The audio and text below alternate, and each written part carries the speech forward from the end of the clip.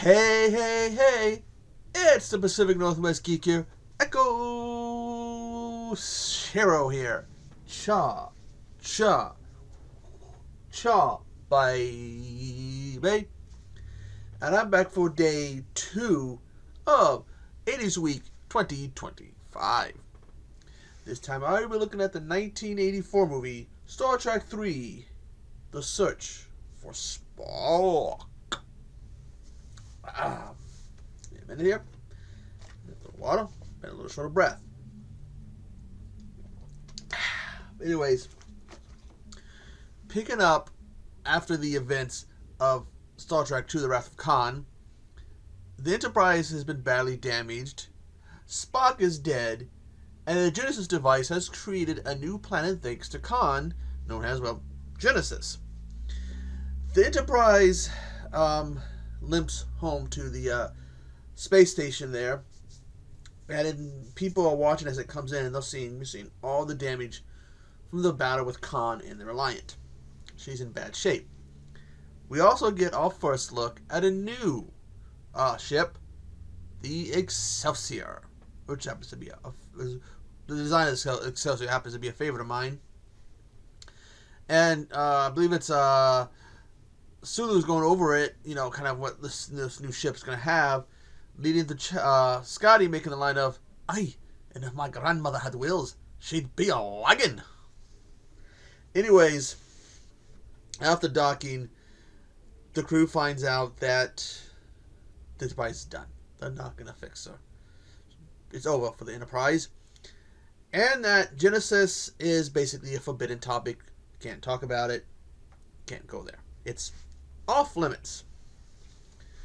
But also Bones is acting a little strange. Actually, he's acting very strange when he breaks into Spock's quarters and starts acting like he's Spock. Because when right before Spock died, I'll show you before Spock died, he did like a little mind meld, essentially putting part of himself in Bones' head. And as this is all going on, and they're trying to figure out what's going on, in space we see a ship with this Klingon woman who's supposed to be meeting with or contact with somebody. We soon get a look, for the first time, at a new Klingon ship.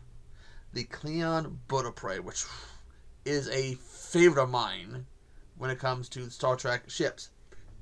The Bird of Prey uncloaks in front of them, kind of being like, "Oh, shit." And you soon find out she has gotten her hands on some of the information involving the creation and the purpose of the Genesis device. And as her and the commander of the Klingon Bird of Prey, played by Christopher Lloyd, are talking, she reveals that she has seen it. She watched looked at what was on the information, something she wasn't supposed to do, and the commander of the Klingon ship's like, "Oh, well, I wish you hadn't done that." And then it starts to fly away before it turns around and boom, boom, the ship is destroyed and she dies too.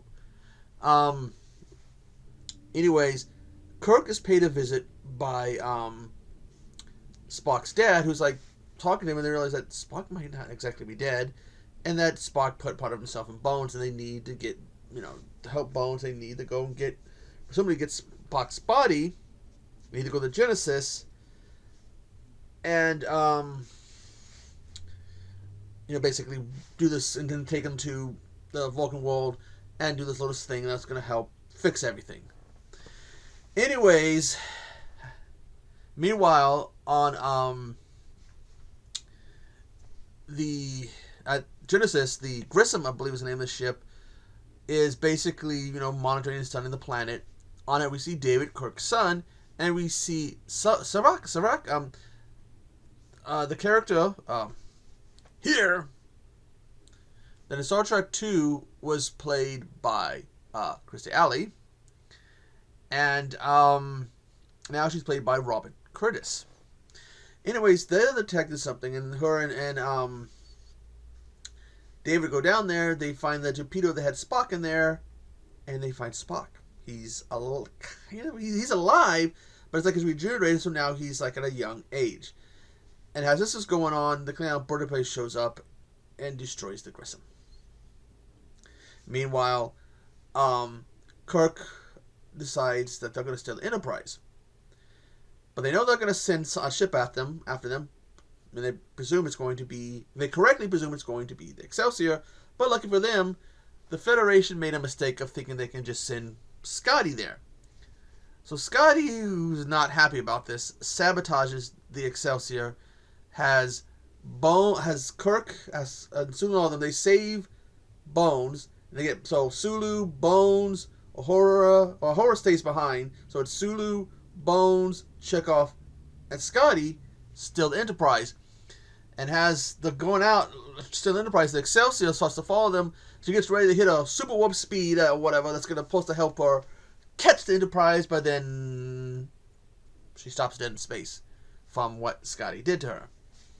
They soon make it to Genesis, but they don't see the Grissom. They think something's up, and they're looking, they see something. Something doesn't look right. Some of those... Oh shit! It's a Klingon butter prey! And boo! It decloaks, and it's like, oh shit! Enterprise is in trouble. They have a fight, and the Enterprise is now immobile.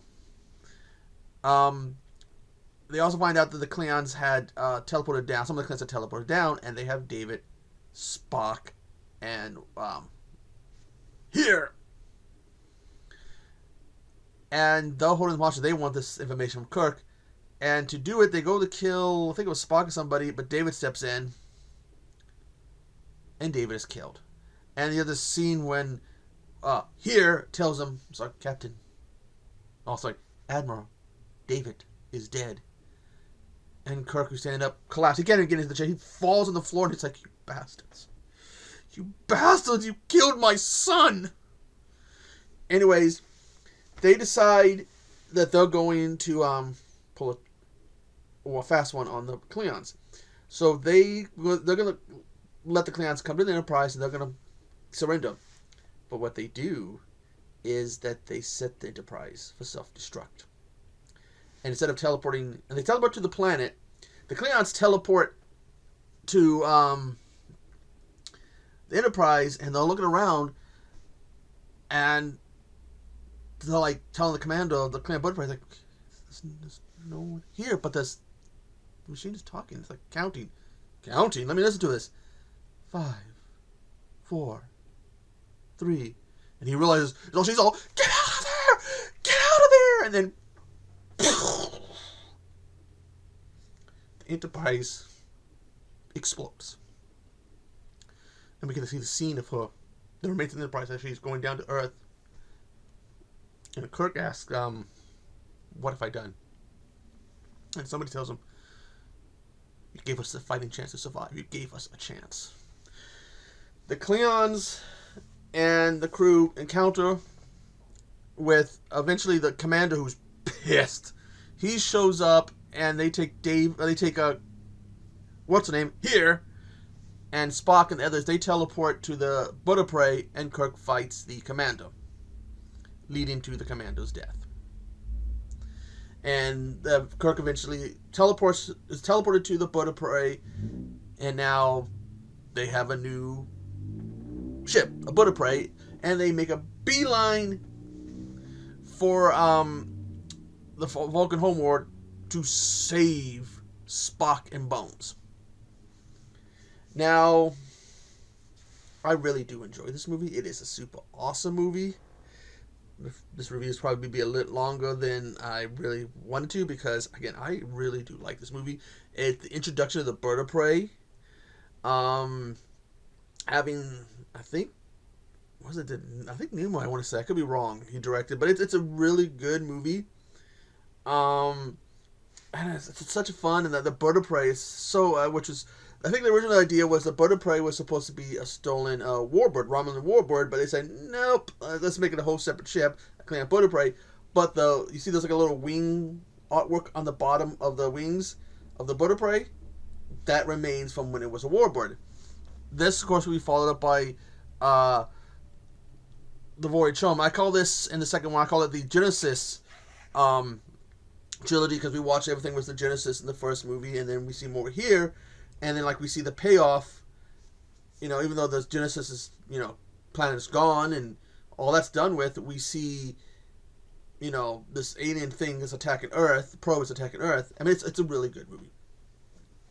And again, I'm sorry if this seems a little bit longer because, again, I really do love this movie. I'm a bit of a Trekkie.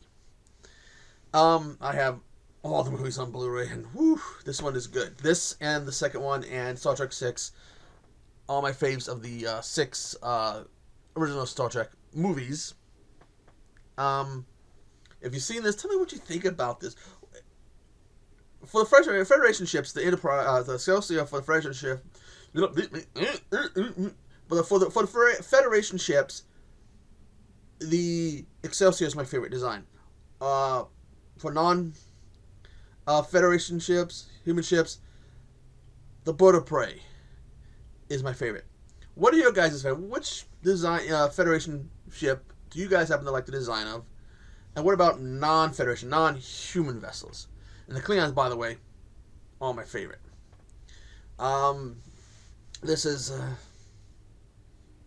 the Bird of Prey would go on to play, again, in Part 4. There was a Bird of Prey in Part 5. There was a Bird of Prey in Part 6. So it went on, from this movie on, the Bird of Prey did go on to play a part in the Star Trek movies, and then later Star Trek The Next Generation. But anyways, I've got to go. Again, I hope everybody's enjoying 80s Week so far.